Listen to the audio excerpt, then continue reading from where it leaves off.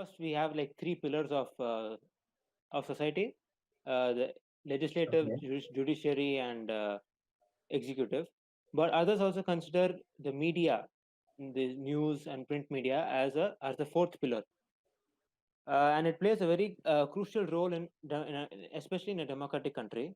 And it helps inform people of the happenings all around the country and also what the government is doing. Yeah, I've heard of this saying before, like journalism is the fourth pillar of a democracy. Um, how true do you think that is in our modern society? Well, modern society, I got to tell you that a lot of news outlets are controlled by private organizations which have their own motives, and the real news is not given to the people, but some filtered version of it is uh, given to the people. Yeah, And true. And why do you think that is? Can you give us some like reasons? Because I might have my own reasons, but I'd like to hear yours. yeah, so first of all, what I think is, now in a lot of democratic countries, now example like in USA, uh, a lot of these USA or in Australia, there are not many small news outlets.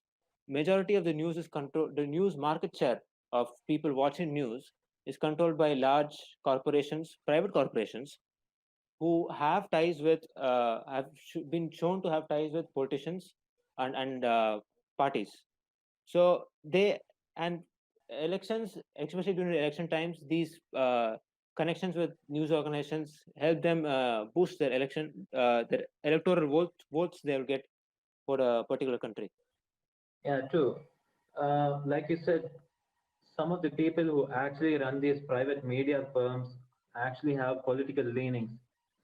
Um, now, if you look at channels like Al Jazeera, owned by the Qatari government, Hmm.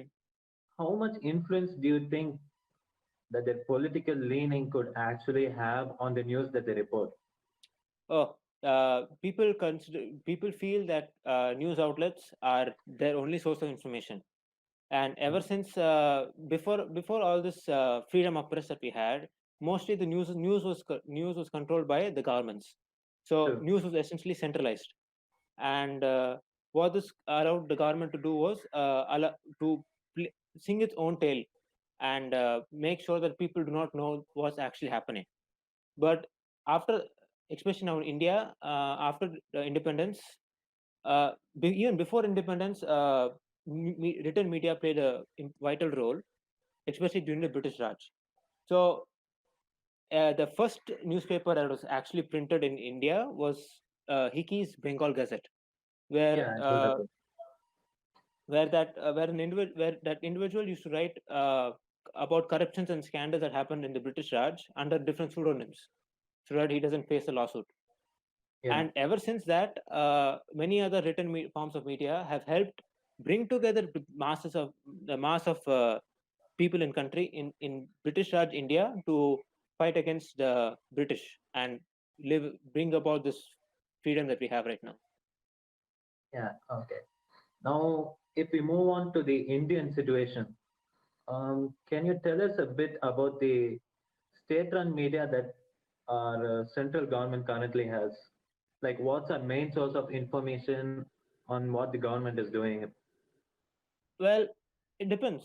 Now, in almost most sectors, it's just about the government will release a press release, will conduct a press conference, and certain news outlets will be invited to that. And this can also be controlled, so they can choose which media outlets they want for the press meet, and they can also choose who can ask questions in the press meet. So they'll deliberately choose outlets which have connections with the ruling party, so that they do not face any criticism on live TV.